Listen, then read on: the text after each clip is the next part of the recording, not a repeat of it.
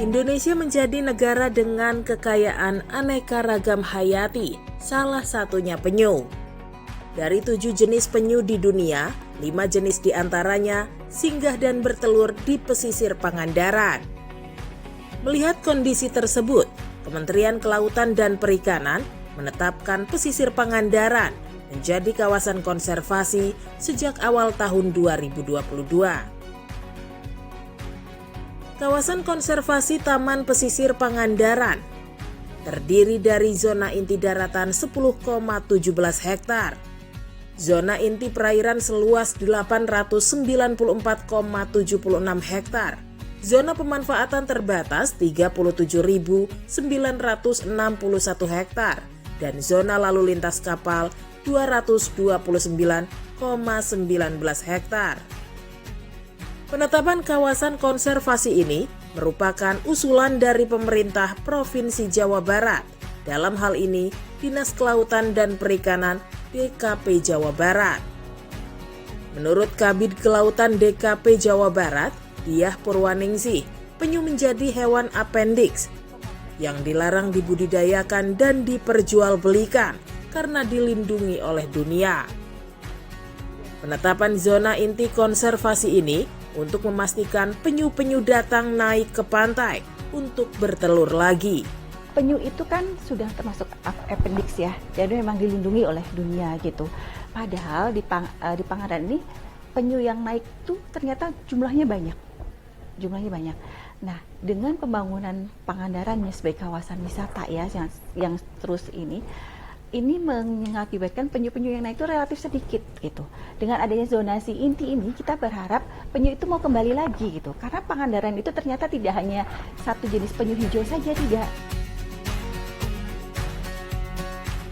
Meski kawasan zona inti konservasi penyu baru ditetapkan, ternyata ada sekelompok masyarakat yang lebih awal peduli terhadap keberlangsungan penyu, yakni kelompok penangkaran biota laut KPBL yang berada di Batu Hiu Pangandaran.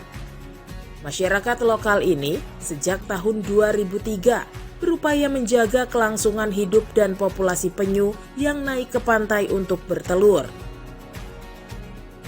Ai Giwang Sari Nurani, seorang ibu 2 anak ini, melakukan penangkaran berbagai jenis penyu di kawasan Batu Hiu. Giwang bersama suaminya meneruskan jalan hidup ayahnya, Didin Saifuddin, dalam pelestarian penyu. Selama KPBL berdiri, sudah ribuan penyu yang berhasil diamankan hingga menetas. Setelah menetas, anak penyu yang biasa disebut tukik ini dilepaskan ke perairan bebas hingga setelah dewasa, mereka akan kembali lagi untuk bertelur. Menurut Ai Giwang Sari Nurani, tantangan menjaga keberlangsungan penyu tidak hanya berhadapan dengan predator alam, melainkan juga manusia. Tantangannya tentunya dari masyarakat yang masih ada saja mengkonsumsi telur penyu, terus kemudian mengkonsumsi daging penyu, itu masih ada masyarakat yang begitu.